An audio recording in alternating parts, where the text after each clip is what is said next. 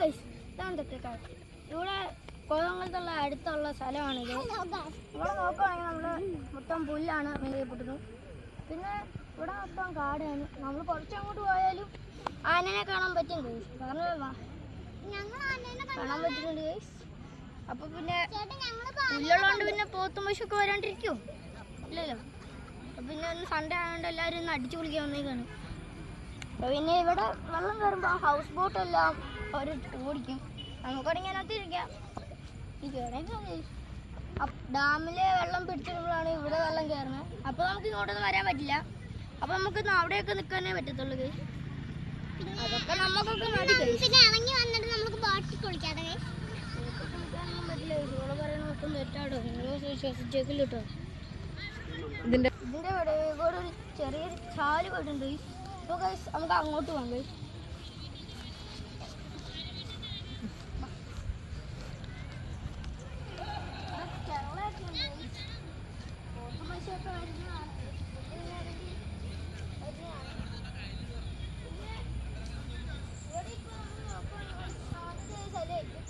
പക്ഷേ കുറച്ച് ദിവസങ്ങളിൽ കഴിയുമ്പോൾ രാത്രിയൊക്കെ ആകുമ്പോൾ ആന ഇറങ്ങി.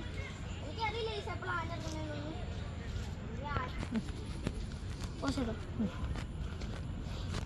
അപ്പച്ചൊക്കെ എന്ത് അതെ ഈ മറ്റിൻ്റെ പേരെന്നാണ്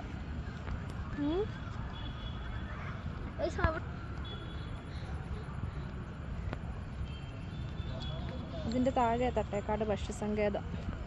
ഇതിന്റെ താഴെയാണ് തട്ടേക്കാട് ഭക്ഷ്യസങ്കേതം. പിന്നെ അവിടെ വെള്ളമൊക്കെ ആയിരിക്കും. മറ്റേ ഓൾമോസ്റ്റ് അത്രയൊക്കെ ആയിരിക്കും.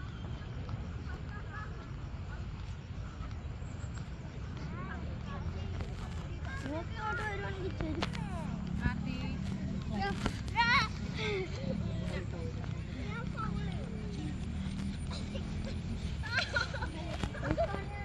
തട്ടേക്കാട് മഹാദേവ ക്ഷേത്രം.